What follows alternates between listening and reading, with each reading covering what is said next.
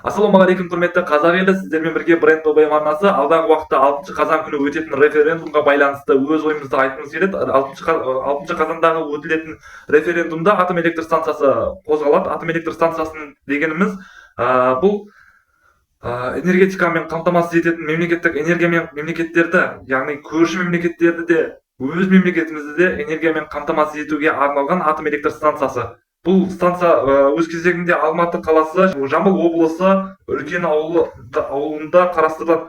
Сала мамандарының айтуынша, атом электр станциясын салу энергетикалық даму жолында өте серпінді қадам болып есептелінеді. Өйткені атом электр станциясы мемлекеттің энергетикалық дамуына өте үлкен үлесін қосады. Атом электр станциясы бар мемлекеттер өте дамыған, өте беделді мемлекеттер. Қазақстанға атом электр станциясы энергетикадан бөлек халықаралық аренада бедел сыйлайды деп есептейді. Ал енді бұған дейінгі тасымалданатын энергияларды тоқтатып, яғни атом электр станциясы өз мемлекетімізде болғаннан кейін электрлік қуаттылық жағынан мүлдем қиындық көрмейтіндігімізді көрсетеді. Алайда бұл атом электр станциясынан туындайтын энергия мемлекеттік мұнай, газ және де көмірлерден аса қуатты болғандықтан, осы қуаттылықтардың өлшемінен алдағы уақытта мұнай мен газ және де көмір саласына деген қызығушылық өте төмен деп, мемлекетте бензин, дизель сияқты көлік қозғалтқышына қажетті отын түрлері өте сирек дамиды. Яғни бұл өз кезегінде алдағы уақытта газ, бензин, дизель бағаларының көтерілуіне, яғни бағаның аспанға ұшып кетуіне алып келеді. Бұндай жағдайда электр энергиясы бағасы да төмендейді. Бұған атом электр станциясындағы өндіріліп жатқан қуаттың өте үлкендігін назарға аламыз. Бұл арада егер тура осы болжам жобаға асатын болса, Лада, Мерседес, БМВ сияқты газ, бензин, дизельмен жүретін көліктерді бүйтіп мыжып мусорға тастауға тура келеді. Неге? Өйткені баға аспанға шарықтай түседі. Алдағы уақытта электр энергиясы керек ететін салалардың көптігі, ол бір. Екіншіден, электр энергиясымен жүріп қозғалатын Қытай көліктерінің өндірісі қарқынды дамуына байланысты мемлекетте, енді былайынша айтқанда, бұл атом электр станциясы тек қана энергетикалық бағытта ғана даму көрсеткішін көрсетпейді. Бұл өз кезегінде көліктік инфрақұрылымға да әсерін тигізеді. Алдағы уақытта мемлекетте ВАЗ, Лада, Мерседес, БМВ, Тойота, Камри сияқты көліктер мүлдем жүрмейді деп айта алмаймын, бірақ жүреді, бірақ өте кем, сирек десек те болады. Оның орнын қытайлық көліктер басады. Энергия тапшылығы жайлы бағана айтылып өтілді. Энергия тапшылығы болмайды деп топшылайды. Атом электр станциясы қуаттылығы жағынан толықтай айтылдық. Міне осымен біздің өмір керемет болып кетеді деп хабарлайды сала мамандары. Алайда біз мына нәрсеге мән беруіміз керек. Атом электр станциясы салынды, мақұл, керемет өмір сүріп кеттік. Алайда керемет өмірдің артында да бір қиындықтар болады ғой. Осы нәрсеге де мән беруіміз керек. Бұл жерде керемет өмірден шығуымызға тура келеді. Неге? Өйткені біздің мемлекетте жемқорлық дейтін былай болып тұр. Енді топ падам дейміз ба, қалай біз?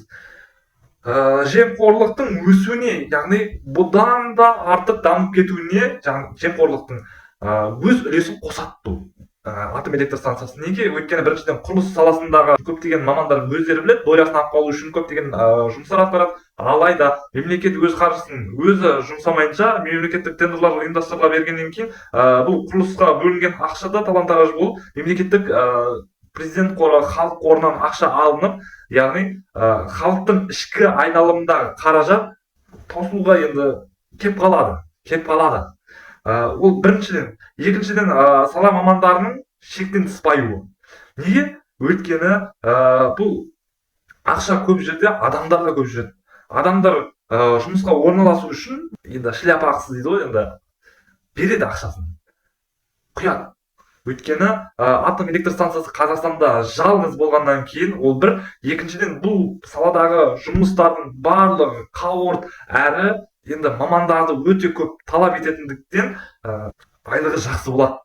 Айлығы жақсы жерден кім қашады? Бұл жерге орналасу үшін де бір особо қатты бір не болады. Хорошо, енді барлығы орналасты, барлығы жұмыс жасады, құрылыс бітті. Ал енді мұнай, газ, уран, тағы да басқа өндірістік шикізаттардың барлығы біздің мемлекеттен шыққанымен бай, бақуатты өмірді тек бір таптағы адамдар ғана көреді. ал қалған қарапайым халық ол қаражатты көрмейді. Тура сол сияқты атом электр станциясының энергетикасынан түскен пайда, табыстың барлығы белгілі бір жаңағы төбеде отырғандардың қалтасына кетіп, бір байып қалатыны бар енді. Ал енді бұл жерге мамандарды даярлауға келетін болсақ, өздеріңіз білетіндей, біздің Қазақстанда сырттай оқу деген бар, онлайн оқу деген бар. Сырттай оқығанмен жаңағы онлайн оқыған адамда қандай білім болады? Жалпы практика болмаса, басқа болмаса, практиканың өзін ақшамен жауып жүрген қазақстандық неше түрлі адамдар бар. Бұл Қазақстанның тек оңтүстік өңірлерінде байқалмайды, бұл Алматы қаласында да байқалады, бұл жаңағы Ақтауға барсаңыз Ақтауда да байқалады, Астанаға барсаңыз Астанада да болады. Неге? Өйткені бұл Қазақстанда бұл нәрселер таңғалатын дүние емес. Бұл салғырт оқыту жүйесі жүріп тұрған уақытта салғырт мамандар шығады. Өз кезегінде бір оқуға келмейтін, бірақ жақсы айлық алғысы келетін мамандардың көпшілік болуының салдары, өздеріңіз білетіндей, Фукусима қаласы мен Чернобыль қаласындағы апаттардың Қазақстан Республикасында болуына әсер тигізеді. Бұл жағдай бола қалды деп есептелген жағдайда тарихта Алматы оқиғасы деп тіркелмесіне кім кепілдік бере алады? Бұл жерде Алматы қаласының қирауы, жаңағыдай бұл дүниелер аса қатты мән берілуі керек. Алайда бұл сол кездегі адамдарға ғана емес, одан кейінгі жақтарға қарау керек. Екінші, үшінші этаптағы адамдар, мынау Аралдағы болған жағдайлар, одан кейін Семейде болған атом электр станциясының жарылыстары, атом бомбасының түскен орындары бар. Сол жердегі экологияға әсері, міне көріп отырсыздар, қаншама аурушаң балалардың тууына алып келеді. Алдағы уақытта Алматы қаласы, Алматы облысы, жалпы Жетісу облысы, Жамбыл облысы, Тараз облыстарында бұл атом электр станциясының салдарынан тағы да ауру балалардың туылмасына кім кепілдік береді? Бұл салада мен сіздерге дауыс беріңіздер, қолдаңыздар демеймін. Әркім өзі біледі, әркім өзі болашақта әртүрлі елестетеді, әртүрлі қалайды, әртүрлі ойлайды. Мен өз басым атом электр станциясы келіп қатты дамып кеткен жағдайда да мен қарсымын. Мен өз позициямды ұстанамын. Алла қаласа референдум өткенге дейін де мен өз ойымнан аумаймын. Мен қарсымын. Бұл жағдайда мен Қазақстан Республикасының азаматы ретінде Қазақстан халқының жағдайын ойлағандықтан қарсылыққа шақырамын. Бұл жерде байып кеткен күннің өзінде де жаңағындай атом электр станциясы келген жағдайда да мынау ел-елде, жер-жерде газ тартып, былай да жұмыс жасап жатқан адамдардың еңбегін еш етіп көшіріп алу керек болады. Әр үйде бір трансформатордан болу керек болады. Атом электр энергиясы енді қуаттылығы жағынан өте бір жоғарғы деңгейде бағалап көрсетті. Ол демек өте үлкен алапаттарды, оның ішінде бір өрт қауіпсіздігіне байланысты тоқ ұру, енді көп қой, тоққа байланысты қауіптер.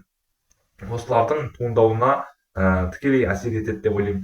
Рахмет, назарларыңызда Бренд ТВ, Берік Мұратбекұлы сіздермен бірге алдағы уақытта бұдан да үлкен тақырыптарды қозғайтын боламыз. Қош аман, сау болыңыздар.